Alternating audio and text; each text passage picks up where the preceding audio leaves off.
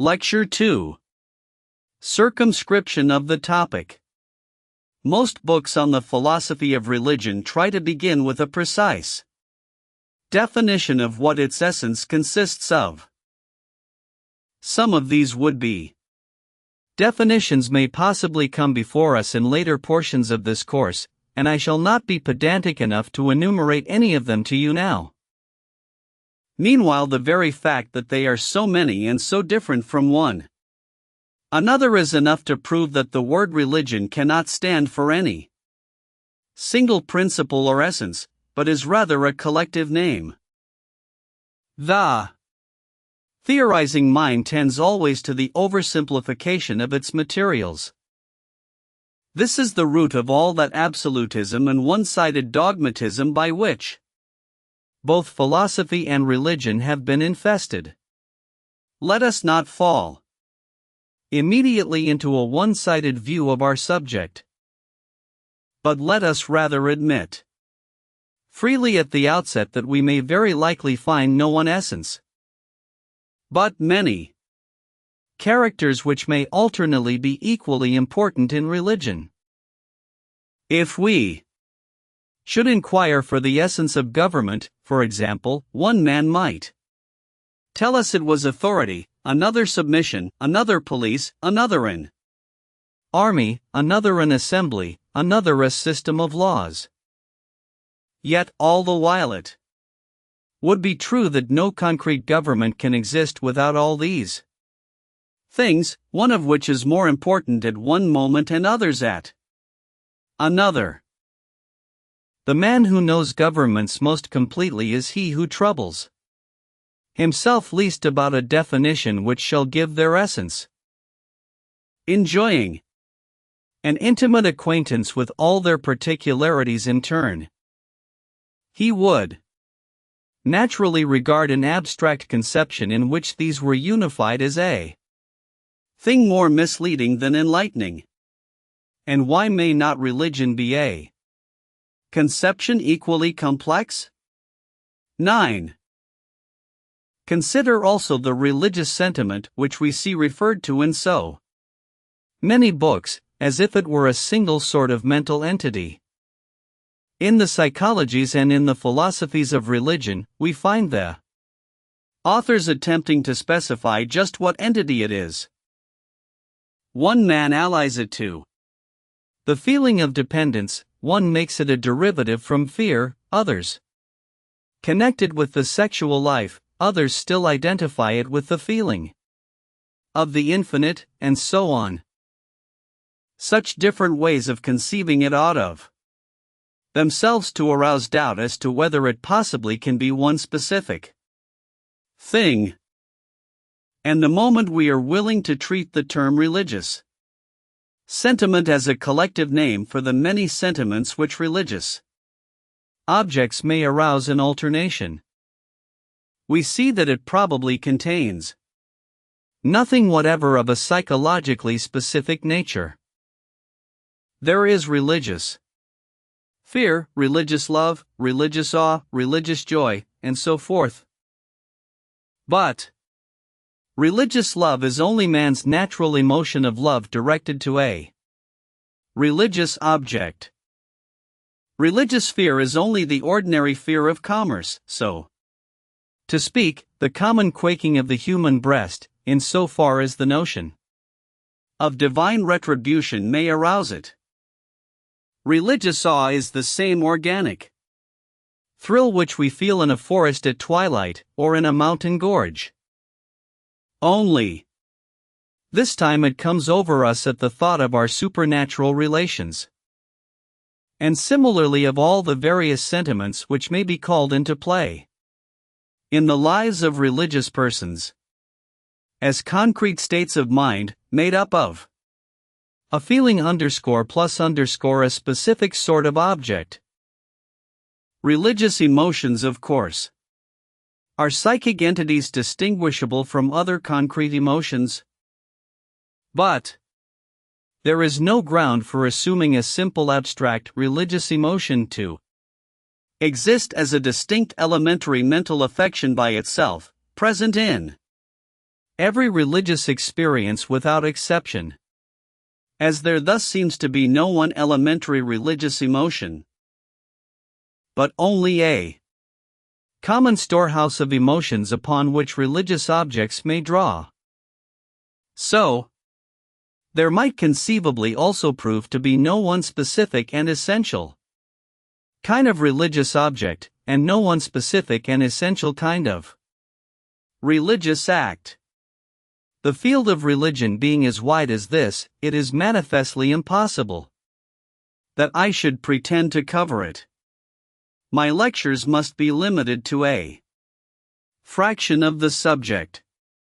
And, although it would indeed be foolish to set up an abstract definition of religion's essence, and then proceed to defend that definition against all comers, yet this need not prevent me from taking my own narrow view of what religion shall consist in for the purpose of these lectures or, out of the many meanings of the word, from choosing the one meaning in which I wish to interest you particularly, and proclaiming arbitrarily that when I say religion I mean that . This, in fact, is what I must do, and I will now preliminarily seek to mark out the field I choose. One way to mark it out easily is to say what aspects of the subject we leave out. At the outset we are struck by one great partition which divides the religious field. On the one side of it lies institutional, on the other personal religion. As M.P. Sabatier says, one branch of religion keeps the divinity, another keeps man most in view. Worship and sacrifice, procedures for working on the dispositions of the deity, theology and ceremony and ecclesiastical organization, are the essentials of religion in the institutional branch. Were we to limit our view to it, we should have to define religion as an external art, the art of winning the favor of the gods. In the more personal branch of religion it is on the contrary the inner dispositions of man himself which form the center of interest, his conscience, his deserts, his helplessness, his incompleteness. And although the favor of the god, as forfeited or gained, is still an essential feature of the story, and theology plays a vital part therein, yet the acts to which this sort of religion prompts are personal, not ritual acts. The individual transacts the business by himself alone, and the ecclesiastical organization, with its priests and sacraments and other go-betweens, sinks to an altogether secondary place. The relation goes direct from heart to heart, from soul to soul, between man and his Maker. Now in these lectures I propose to ignore the institutional branch entirely, to say nothing of the ecclesiastical organization, to consider as little as possible the systematic theology and the ideas about the gods themselves, and to confine myself as far as I can to personal religion, pure and simple. To some of you personal religion, thus nakedly considered, will no doubt seem too incomplete a thing to wear the general name. It is a part of religion, you will say, but only its unorganized rudiment. If we are to name it by itself, we had better call it man's conscience or morality than his religion. The name religion should be reserved for the fully organized system of feeling, thought, and institution, for the Church, in short, of which this personal religion, so called, is but a fractional element. But if you say this, it will only show the more plainly how much the question of definition tends to become a dispute about names, rather than prolong such a dispute. I am willing to accept almost any name for the personal religion of which I propose to treat. Call it conscience or morality, if you yourselves prefer. And not religion, under either name it will be equally worthy of our study. As for myself, I think it will prove to contain some elements which morality pure and simple does not contain, and these elements I shall soon seek to point out. So I will myself continue to apply the word religion to it, and in the last lecture of all, I will bring in the theologies and the ecclesiasticisms, and say something of its relation to them. In one sense at least the personal religion will prove itself more fundamental than either theology or ecclesiasticism. Churches, when once established, live at second hand upon tradition. But the founders of every church owed their power originally to the fact of their direct personal communion with the divine. Not only the superhuman founders, the Christ, the Buddha, Muhammad, but all the originators of Christian sects have been in this case, so personal religion should still seem the primordial thing, even to those who continue to esteem it incomplete. There are, it is true, other things in religion chronologically more primordial than personal devoutness in the moral sense. Fetishism and magic seem to have preceded inward piety historically, at least our records of inward piety do not reach back so far. And if fetishism and magic be regarded as stages of religion, one may say that personal religion in the inward sense and the genuinely spiritual ecclesiasticisms which it founds are phenomena of secondary or even tertiary order. But, quite apart from the fact that many anthropologists, for instance, Jevons and Fraser, expressly oppose religion and magic to each other, it is certain that the whole system of thought which leads to magic, fetishism, and the lower superstitions may just as well be called primitive science as called primitive religion. The question thus becomes a verbal one. Again, and our knowledge of all these early stages of thought and feeling is in any case so conjectural and imperfect that farther discussion would not be worthwhile.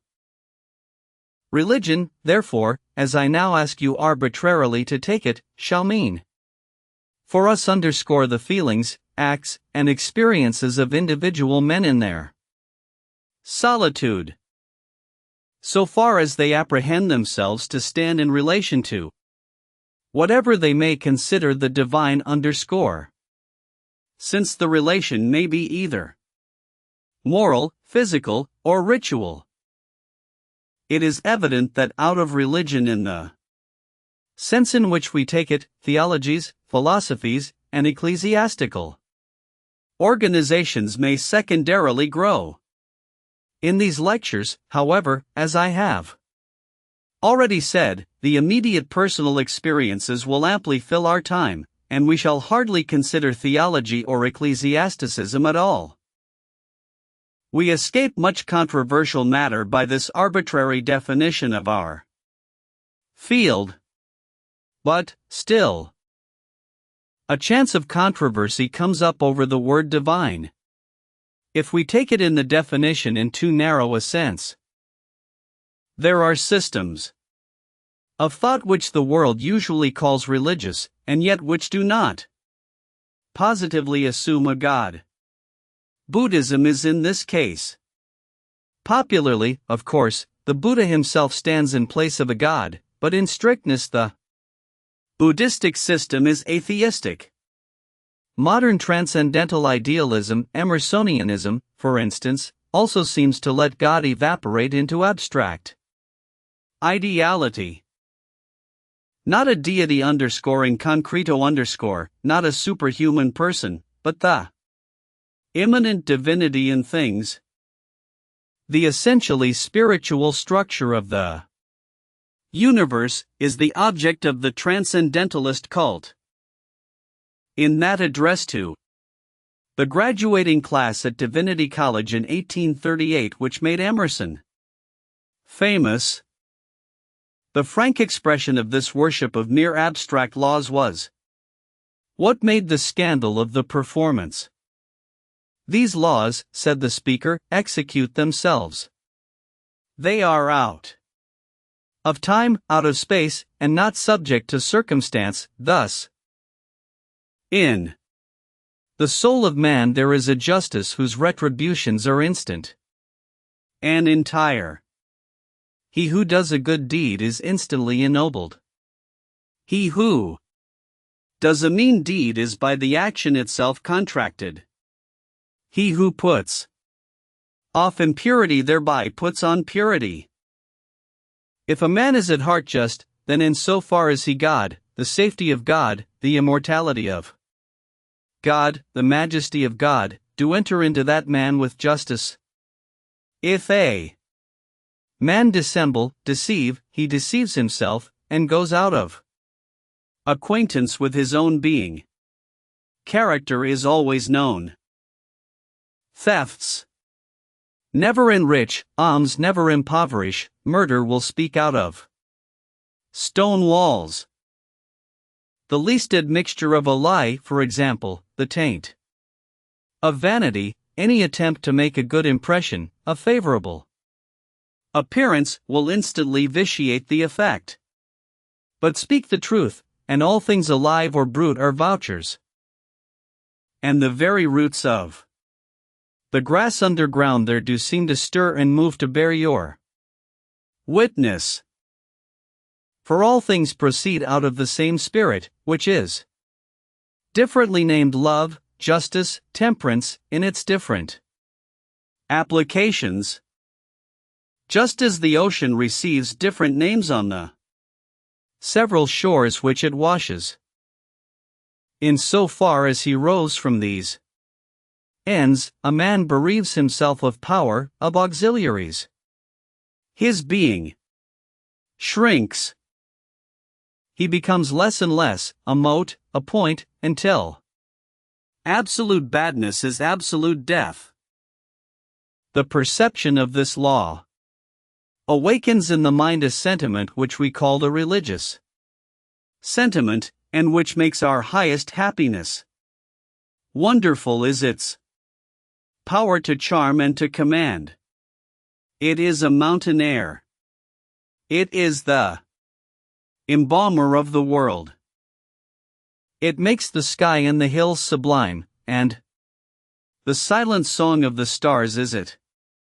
It is the beatitude of man. It makes him illimitable.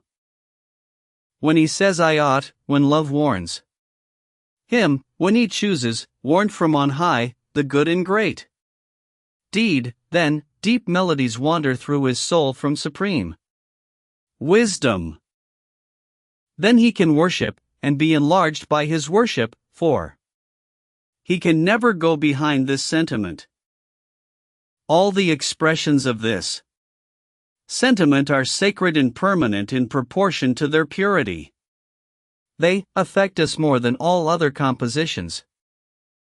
The sentences of the olden time, which ejaculate this piety, are still fresh and fragrant, and the unique impression of Jesus upon mankind, whose name is not so much written as plowed into the history of this world, is proof of the subtle virtue of this infusion.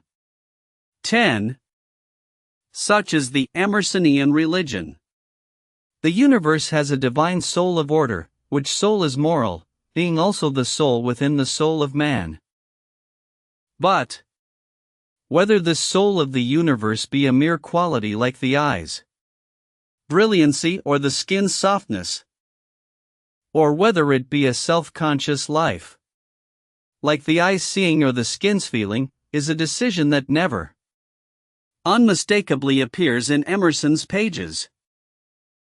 It quivers on the boundary of these things, sometimes leaning one way, sometimes the other, to suit the literary rather than the philosophic need. Whatever it is, though, it is active, as much as if it were a god. We can trust it to protect all ideal interests and keep the world's balance straight. The sentences in which Emerson, to the very end, gave utterance to this faith are as fine as anything in literature. If you love and serve men, you cannot by any hiding or stratagem escape the remuneration. Secret retributions are always restoring the level, when disturbed, of the divine justice. It is impossible to tilt the beam. All the tyrants and proprietors and monopolists of the world in vain set their shoulders to heave the bar. Settles forevermore the ponderous equator to its line, and man and mote, and star and sun, must range to it, or be pulverized by the recoil. 11. Now it would be too absurd to say that the inner experiences that underlie such expressions of faith as this and impel the writer to their utterance are quite unworthy to be called religious experiences. The sort of appeal that Emersonian optimism on the one hand and Buddhistic pessimism on the other make to the individual, and the sort of response which he makes to them in his life are in fact indistinguishable from, and in many respects identical with, the best Christian appeal and response. We must, therefore, from the experiential point of view, call these godless or quasi-godless creeds religions. And accordingly, when in our definition of religion we speak of the individual's relation to what he considers the divine, we must interpret the term divine very broadly, as denoting any object that is God _like_, whether it be a concrete deity or not. But the term godlike, if thus treated as a floating general quality, becomes exceedingly vague, for many gods have flourished in religious history, and their attributes have been discrepant enough. What then is that essentially godlike quality, be it embodied in a concrete deity or not, our relation to which determines our character as religious men? It will repay us to seek some answer to this question before we proceed farther. For one thing, gods are conceived to be first things in the way of being and power. They overarch and envelop, and from them there is no escape. What relates to them is the first and last word in the way of truth. Whatever then were most primal and enveloping and deeply true might at this rate be treated as godlike. And a man's religion might thus be identified with his attitude, whatever it might be, towards what he felt to be the primal truth. Such a definition as this would in a way be defensible. Religion, whatever it is a man's total reaction upon life, so why not say that any total reaction upon life is a religion? Total reactions are different from casual reactions, and total attitudes are different from usual or professional attitudes. To get at them you must go behind the foreground of existence and reach down to that curious sense of the whole residual cosmos as an everlasting presence, intimate or alien, terrible or amusing, lovable or odious, which in some degree everyone possesses. This sense of the world's presence, appealing as it does to our peculiar individual temperament, makes us either strenuous or careless, devout or blasphemous, gloomy or exultant, about life at large, and our reaction, involuntary and inarticulate and often half unconscious as it is the completest of all. Our answers to the question, what is the character of this universe in which we dwell? It expresses our individual sense of it in the most definite way. Why then not call these reactions our religion, no matter what specific character they may have? Non-religious as some of these reactions may be, in one sense of the word religious, they yet belong to underscore the general sphere of the religious life underscore, and so should generically be classed as religious reactions. He believes in no God, and he worships him, said a colleague of mine of a student who was manifesting a fine atheistic ardor. And the more fervent opponents of Christian doctrine have often enough shown a temper which, psychologically considered, is indistinguishable from religious zeal. But so very broad a use of the word religion would be inconvenient, however defensible it might remain on logical grounds. There are trifling, sneering attitudes even towards the whole of life, and in some men these attitudes are final and systematic. It would strain the ordinary use of language too much to call such attitudes religious, even though, from the point of view of an unbiased critical philosophy, they might conceivably be perfectly reasonable ways of looking upon life. Voltaire, for example, writes thus to a friend, at the age of 73, "As for myself," he says, "weak as I am, I carry on the war to the last moment. I get 100 pike thrusts, I return 200, and I laugh. I see near my door Geneva on fire with quarrels over nothing, and I laugh again, and, thank God, I can look upon the world as a farce even when it becomes as tragic as it sometimes does. All comes out even at the end of the day, and all comes out still more even when all the days are over." Much as we may admire such a robust old gamecock spirit in a valetudinarian, to call it a religious spirit would be odd. Yet it is for the moment Voltaire's reaction on the whole of life. _J.E. Menfiche is the vulgar French equivalent for our English ejaculation "who cares?" And the happy term _J.E. Menfichism recently has been invented to designate the systematic determination not to take anything in life too solemnly. All is vanity is the relieving word in all difficult crises for this mode of thought, which that exquisite literary genius Renan took pleasure, in his later days of sweet decay, in putting into coquettishly sacrilegious forms which remain to us as excellent expressions of the all. Is vanity state of mind? Take the following passage, for example: "We must hold to duty, even against the evidence," Renan says, but he then goes on.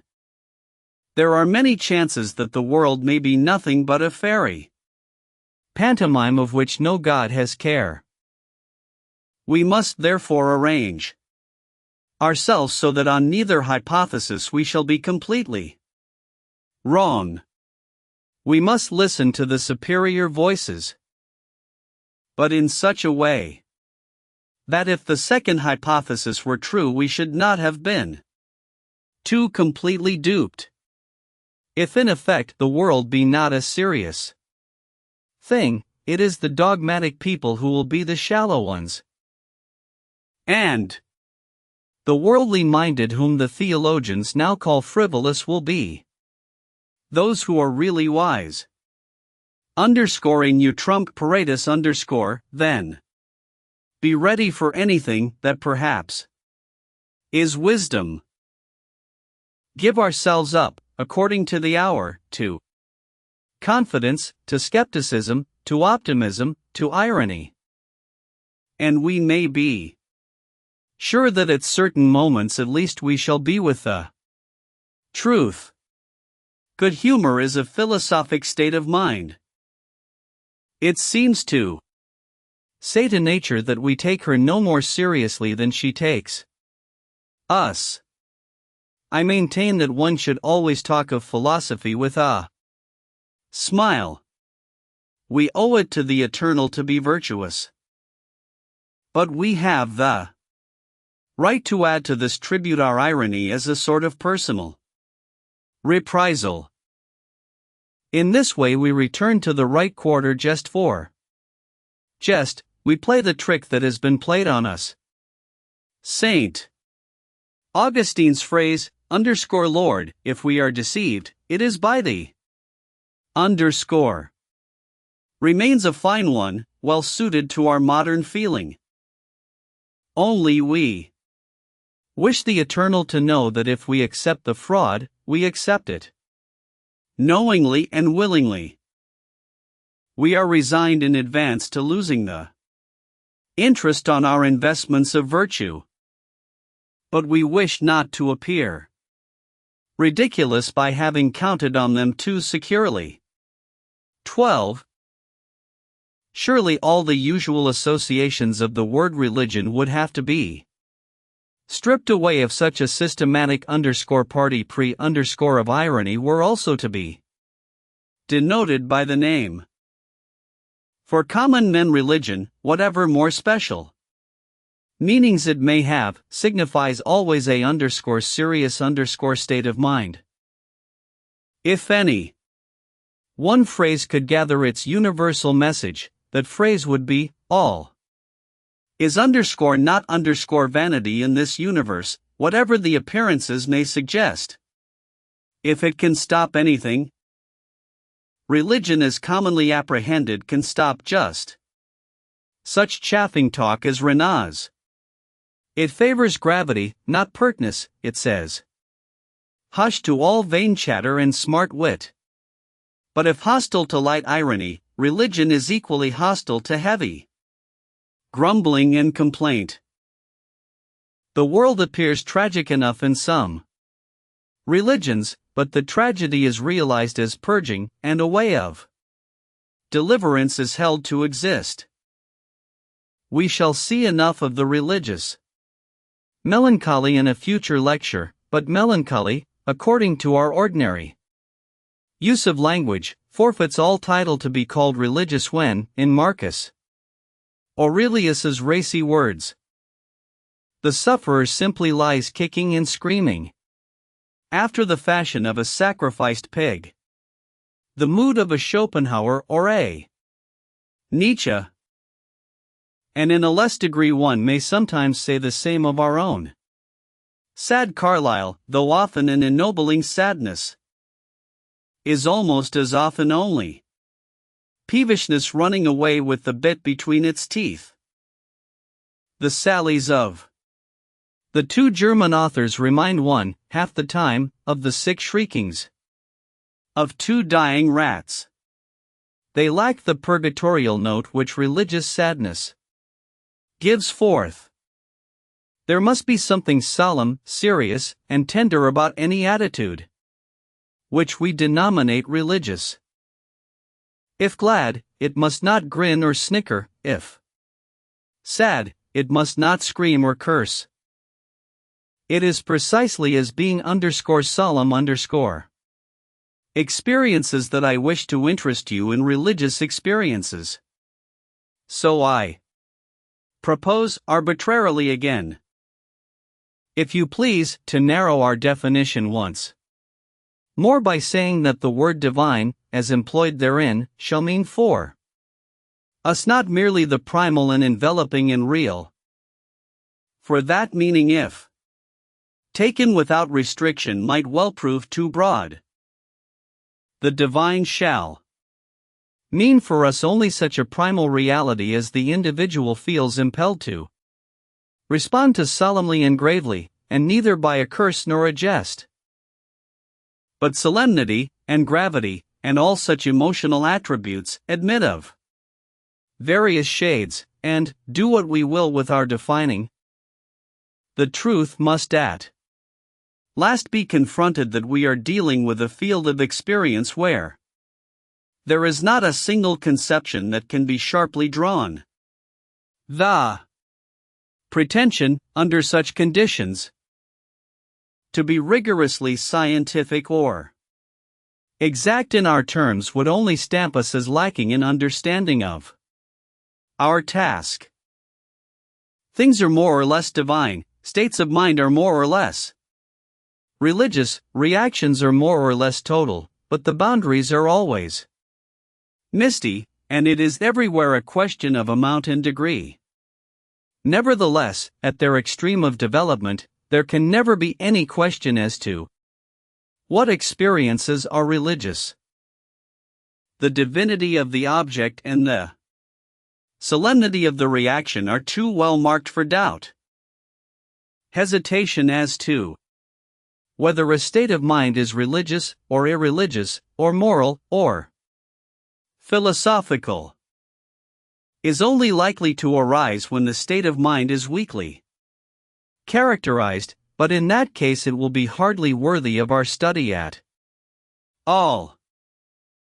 With states that can only by courtesy be called religious we need have nothing to do, our only profitable business being with what nobody can possibly feel tempted to call anything else.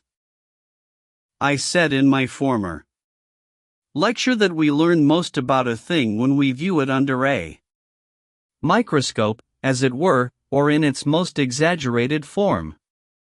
This is as true of religious phenomena as of any other kind of fact. The only cases likely to be profitable enough to repay our attention will therefore be cases where the religious spirit is unmistakable and extreme. Its fainter manifestations we may tranquilly pass by. Here, for example, is the total reaction upon life of Frederick Locker Lampson, whose autobiography, entitled Confidences, proves him to have been a most amiable man. I am so far resigned to my lot that I feel small pain at the thought of having to part from what has been called the pleasant habit of existence, the sweet fable of life. I would not care to live my wasted life over again, and so to prolong my span. Strange to say, I have but little wish to be younger. I submit with a chill at my heart. I humbly submit because it is the divine will, and my appointed destiny. I dread the increase of infirmities that will make me a burden to those around me, those dear to me. No! Let me slip away as quietly and comfortably as I can. Let the end come, if peace come with it. I do not know that there is a great deal to be said for this world, or our sojourn here upon it, but it has pleased God so to place us, and it must please me also. I ask you, what is human life? Is not it a main happiness, care and weariness, weariness and care, with the baseless expectation, the strange cousinage of a brighter tomorrow? At best it is but a froward child, that must be played with and humored, to keep it quiet till it falls asleep, and then the care is over. 13. This is a complex, a tender, a submissive, and a graceful state of mind. For myself, I should have no objection to calling it on the whole a religious state of mind. Although I dare say that to many of you it may seem too listless and half-hearted to merit so good a name. But what matters it in the end whether we call such a state of mind religious or not? It is too insignificant for our instruction in any case. And its very possessor wrote it down in terms which he would not have used unless he had been thinking of more energetically religious moods in others, with which he found himself unable to compete. It is with these more energetic states that our sole business lies, and we can perfectly well afford to let the minor notes and the uncertain border go. It was the extremer cases that I had in mind a little while ago when I said that personal religion, even without theology or ritual, would prove to embody some elements that morality pure and simple does not contain. You may remember that I promised shortly to point out what those elements were. In a general way, I can now say what I had in mind. I accept the universe is reported to have been a favorite utterance of our New England transcendentalist, Margaret Fuller. And when someone repeated this phrase to Thomas Carlyle, his sardonic comment is said to have been, "Gad, she'd better."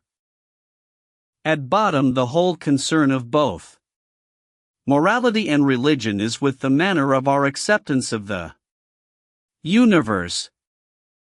Do we accept it only in part and grudgingly, or heartily and altogether? Shall our protests against certain things in it be radical and unforgiving, or shall we think that, even with evil, there are ways of living that must lead to good? If we accept the whole, shall we do so as if stunned into submission, as Carlyle would have us, "Gad, we'd better"? Or shall we do so with enthusiastic assent? Morality pure and simple accepts the law of the whole which it finds reigning, so far as to acknowledge and obey it. But it may obey it with the heaviest and coldest heart, and never cease to feel it as a yoke. But for religion, in its strong and fully developed manifestations, the service of the highest never is felt as a yoke.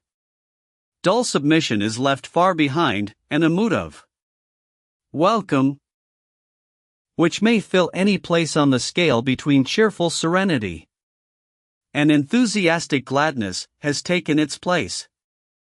It makes a tremendous emotional and practical difference to one whether one accept the universe in the drab, discolored way of Stoic resignation to necessity, or with the passionate happiness of Christian saints. The difference is as great as that between passivity and activity, as that between the defensive and the aggressive mood. Gradual as are the steps by which an individual may grow from one state into the other, many as are the intermediate stages which different individuals represent. Yet when you place the typical extremes beside each other for comparison, you feel that two discontinuous psychological universes confront you, and that in passing from one to the other a critical point has been overcome. If we compare Stoic with Christian ejaculations, we see much more than a difference of doctrine, rather is it a difference of emotional mood that parts them. When Marcus Aurelius reflects on the eternal reason that has ordered things, there is a frosty chill about his words which you rarely find in a Jewish, and never in a Christian piece of religious writing. The universe is accepted by all these writers. But how devoid of passion or exultation the spirit of the Roman emperor is. Compare his fine sentence, "If God's care not for me or my children, here is a reason for it," with Job's cry, "Though he slay me, yet will I trust in him," and you immediately see the difference I mean. The underscore anima mundi underscore.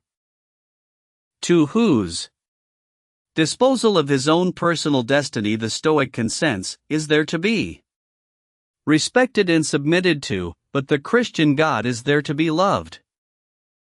And the difference of emotional atmosphere is like that between an Arctic climate and the tropics. Though the outcome in the way of accepting actual Conditions uncomplainingly may seem in abstract terms to be much the same.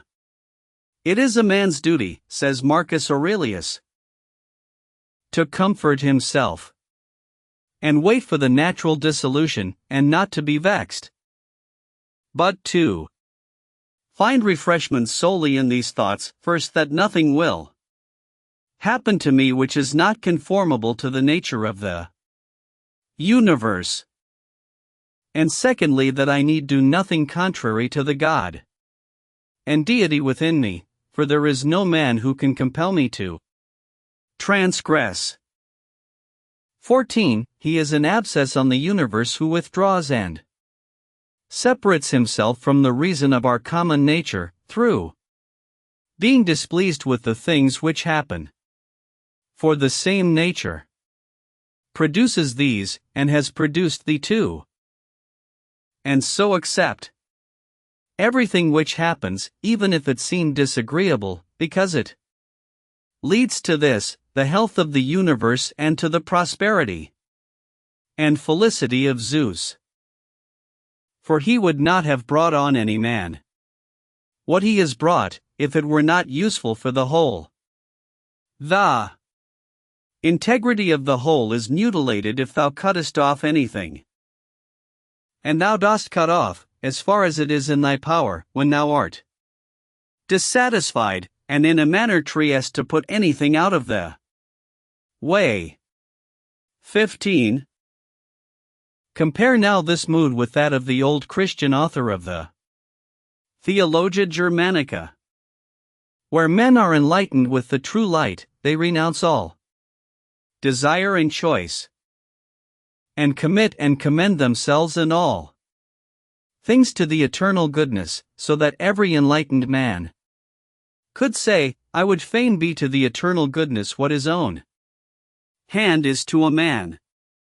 Such men are in a state of freedom, because they have lost the fear of pain or hell, and the hope of reward or heaven, and are living in pure submission to the eternal goodness, in the perfect freedom of fervent love. When a man truly perceiveth and considereth himself, who and what he is, and findeth himself utterly vile and wicked and unworthy, he falleth into such a deep abasement that it seemeth to him reasonable that all creatures in heaven and earth should rise up against him. And therefore he will not and dare not desire any consolation and release, but he is willing to be unconsoled and unreleased, and he doth not grieve over his sufferings, for they are right in his eyes, and he hath nothing to say against them. This is what is meant by true repentance for sin. And he who in this present time entereth into this hell, none may console him. Now God hath not forsaken a man in this hell, but he is laying his hand upon him, that the man may not desire nor regard anything but the eternal good only. And then, when the man neither careth for nor desireth anything but the eternal good alone, and seeketh not himself nor his own things, but the honor of God only, he is made a partaker of all manner of joy, bliss, peace, rest, and consolation, and so the man is henceforth in the kingdom of heaven. This hell and this heaven are two good safe ways for a man, and happy is he who truly findeth them. 16. How much more active and positive the impulse of the Christian writer to accept his place in the universe is. Marcus Aurelius agrees to underscore the scheme, the German theologian agrees with it. He literally abounds in agreement, he runs out to embrace the divine decrees. Occasionally, it is true, the Stoic rises to something like a Christian warmth of sentiment, as in the often quoted passage of Marcus Aurelius, everything harmonizes with me which is harmonious to thee, O universe. Nothing for me is too early nor too late, which is in due time for thee. Everything is fruit to me which thy seasons bring, O nature, from thee are all things, in thee are all things, to thee all things return. The poet says, dear city of Cecrops, and wilt thou not say, dear city of Zeus? 17. But compare even as devout a passage as this with a genuine Christian outpouring, and it seems a little cold. Turn, for instance, to the imitation of Christ. Lord, thou knowest what is best, let this or that be according as thou wilt. Give what thou wilt, so much as thou wilt, when thou wilt. Do with me as thou knowest best, and as shall be most to thine honor. Place me where thou wilt, and freely work thy will with me in all things. When could it be evil when thou wert near? I had rather be poor for thy sake than rich without thee. I choose rather to be a pilgrim upon the earth with thee, than without thee to possess heaven. Where thou art, there is heaven, and where thou art not, behold there death and hell. 18. It is a good rule in physiology, when we are studying the meaning of an organ, to ask after its most peculiar and characteristic sort of performance, and to seek its office in that one of its functions which no other organ can possibly exert. Surely the same maxim holds good in our present quest. The essence of religious experiences, the thing by which we finally must judge them, must be that element or quality in them which we can meet nowhere else. And such a quality will be of course most prominent and easy to notice in those religious experiences which are most one-sided, exaggerated, and intense. Now when we compare these intenser experiences with the experiences of tamer minds, so cool and reasonable that we are tempted to call them philosophical rather than religious, we find a character that is perfectly distinct. That character, it seems to me, should be regarded as the practically important differentia of religion for our purpose. And just what it is can easily be brought out by comparing the mind of an abstractly conceived Christian with that of a moralist similarly conceived. A life is manly, stoical, moral, or philosophical, we say, in proportion as it is less swayed by paltry personal considerations and more by objective ends that call for energy, even though that energy bring personal loss and pain. This is the good side of war, in so far as it calls for volunteers. And for morality, life is a war. And the service of the highest is a sort of cosmic patriotism which also calls for volunteers. Even a sick man, unable to be militant outwardly, can carry on the moral warfare. He can willfully turn his attention away from his own future, whether in this world or the next.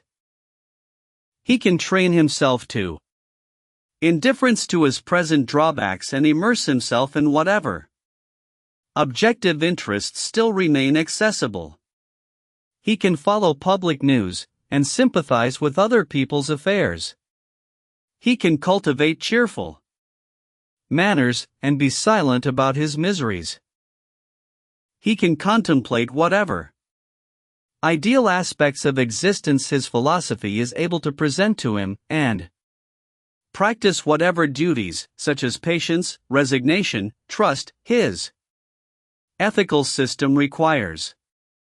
Such a man lives on his loftiest, largest plane.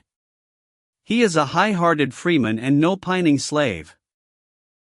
And yet he lacks something which the Christian par excellence the mystic and ascetic saint, for example, has in abundant measure, and which makes of him a human being of an altogether different denomination. The Christian also spurns the pinched and mumping sick-room attitude, and the lives of saints are full of a kind of callousness to diseased conditions of body which probably no other human records show. But whereas the merely moralistic spurning takes an effort of volition, the Christian spurning is the result of the excitement of a higher kind of emotion, in the presence of which no exertion of volition is required. The moralist must hold his breath and keep his muscles tense. And so long as this athletic attitude is possible, all goes well, morality suffices. But the athletic attitude tends ever to break down. And it inevitably does break down even in the most stalwart when the organism begins to decay, or when morbid fears invade the mind to suggest personal will and effort to one.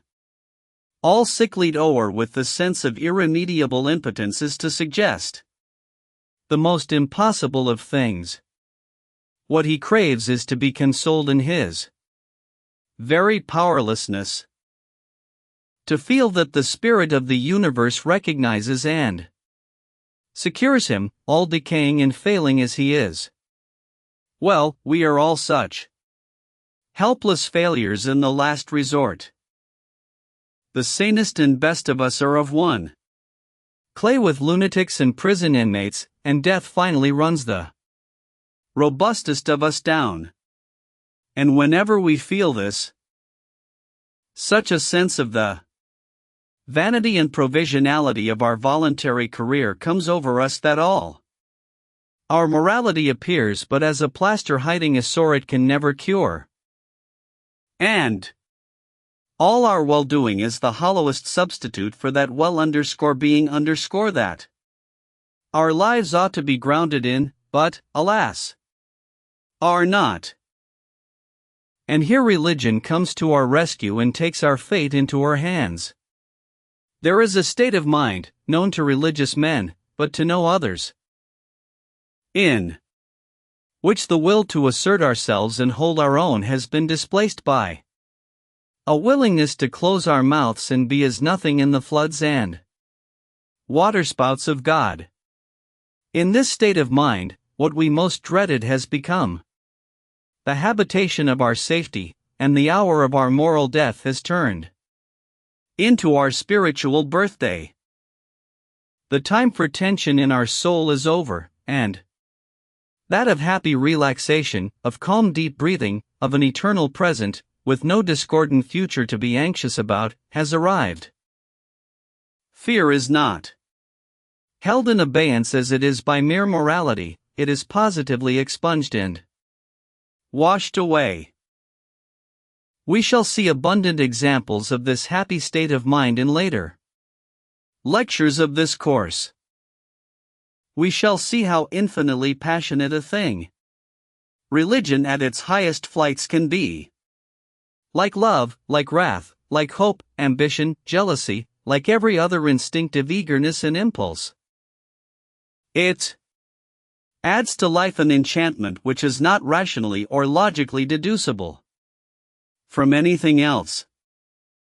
This enchantment, coming as a gift when it does come, a gift of our organism, the physiologists will tell us, a gift of God's grace, the theologians say, is either there or not there for us. And there are persons who can no more become possessed by it than they can fall in love with a given woman by mere word of command. Religious feeling is thus an absolute addition to the subject's range of life. It gives him a new sphere of power. When the outward battle is lost, and the outer world disowns him, it redeems and vivifies an interior world which Otherwise would be an empty waste. If religion is to mean anything definite for us, it seems to me that we ought to take it as meaning this added dimension of emotion, this enthusiastic temper of espousal. In regions where morality strictly so called can at best but bow its head and acquiesce, it ought to mean nothing short of this new reach of freedom for us, with the struggle over the keynote of the universe sounding in our ears, and everlasting possession spread before our eyes. 19. This sort of happiness in the absolute and everlasting is what we find nowhere but in religion. It is parted off from all mere animal happiness, all mere enjoyment of the present, by that element of solemnity of which I have already made so much account. Solemnity is a hard thing to define abstractly, but certain of its marks are patent enough. A solemn state of mind is never crude or simple, it seems to contain a certain measure of its own opposite in solution. A solemn joy preserves a sort of bitter in its sweetness, a solemn sorrow is one to which we intimately consent. But there are writers who, realizing that happiness of a supreme sort is the prerogative of religion, forget this complication, and call all happiness, as such, religious. Mr. Havelock Ellis, for example, identifies religion with the entire field of the soul's liberation from oppressive moods. The simplest functions of physiological life, he writes, may be its ministers. Everyone who is at all acquainted with the Persian mystics knows how wine may be regarded as an instrument of religion. Indeed, in all countries and in all ages, some form of physical enlargement, singing, dancing, drinking, sexual excitement has been intimately associated with worship. Even the momentary expansion of the soul in laughter is, to however slight an extent, a religious exercise. Whenever an impulse from the world strikes against the organism, and the resultant is not discomfort or pain, not even the muscular contraction of strenuous manhood, but a joyous expansion or aspiration of the whole soul, there is religion. It is the infinite for which we hunger, and we ride gladly on every little wave that promises to bear us towards it. 20. But such a straight identification of religion with any and every form of happiness leaves the essential peculiarity of religious happiness out. The more commonplace happinesses which we get are reliefs occasioned by our momentary escapes from evils either experienced or threatened. But in its most characteristic embodiments, religious happiness is no mere feeling of escape.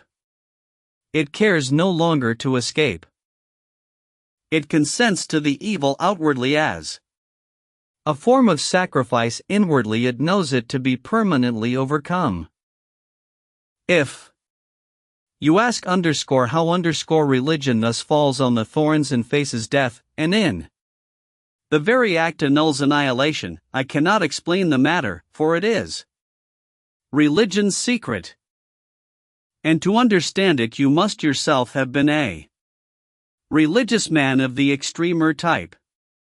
In our future examples, even of the simplest and healthiest minded type of religious consciousness, we shall find this complex sacrificial constitution, in which a higher happiness holds a lower unhappiness in check. In the Louvre there is a picture, by Guido Reni, of Saint Michael with his foot on Satan's neck. The richness of the picture is in large part due to the fiend's figure being there. The richness of its allegorical meaning also is due to his being there, that is, the world is all the richer for having a devil in it, so long as we keep our foot upon his neck. In the religious consciousness, that is just the position in which the fiend, the negative or tragic principle, is found. And for that very reason the religious consciousness is so rich from the emotional point of view. 21. We shall see how in certain men and women it takes on a monstrously ascetic form. There are saints who have literally fed on the negative principle, on humiliation and privation, and the thought of suffering and death. Their souls growing in happiness just in proportion as their outward state grew more intolerable. No other emotion than religious emotion can bring a man to this peculiar pass. And it is for that reason that when we ask our question about the value of religion for human life, I think we ought to look for the answer among these violenter examples rather than among those of a more moderate hue. Having the phenomenon of our study in its acutest possible form to start with, we can shade down as much as we please later. And if in these cases, repulsive as they are to our ordinary worldly way of judging, we find ourselves compelled to acknowledge religion's value and treat it with respect, it will have proved in some way its value for life at large.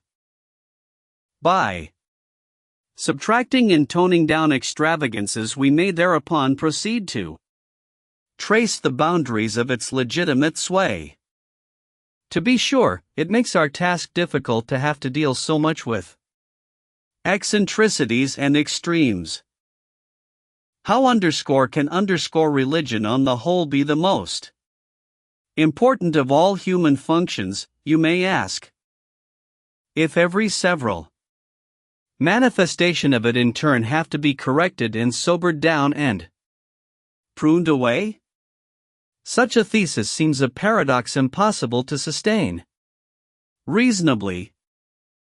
Yet I believe that something like it will have to be our final contention. That personal attitude which the individual finds himself impelled to take up towards what he apprehends to be the divine, and you will remember that this was our definition, will prove to be both a helpless and a sacrificial attitude. That is, we shall have to confess to at least some amount of dependence on sheer mercy, and to practice some amount of renunciation, great or small, to save our souls alive. The constitution of the world we live in requires it, in Baren sollst du. Sollst in Baren. Das ist der Uige Gesang. Der Gentleman die Ohren klingt, den, unser ganzes Leben lang. Uns heiser Jede Stund singt. For when all is said and done, we are in the end absolutely dependent on the universe, and into sacrifices and surrenders of some sort, deliberately looked at and accepted, we are drawn and pressed as into our only permanent positions of repose. Now in those states of mind which fall short of religion, the surrender is submitted to as an imposition of necessity, and the sacrifice is undergone at the very best without complaint. In the religious life, on the contrary, surrender and sacrifice are positively espoused. Even unnecessary givings up are added in order that the happiness may increase. Religion thus makes easy and felicitous what in any case is necessary, and if it be the only agency that can accomplish this result, its vital importance as a human faculty stands vindicated beyond dispute. it becomes an essential organ of our life, performing a function which no other portion of our nature can so successfully fulfill. From the merely biological point of view, so to call it, this is a conclusion to which, so far as I can now see, we shall inevitably be led. And led moreover by following the purely empirical method of demonstration which I sketched to you in the first lecture. Of the farther office of religion as a metaphysical revelation I will say nothing now. But to foreshadow the terminus of one's investigations is one thing, and to arrive there safely is another. In the next lecture, abandoning the extreme generalities which have engrossed us hitherto, I propose that we begin our actual journey by addressing ourselves directly to the concrete facts.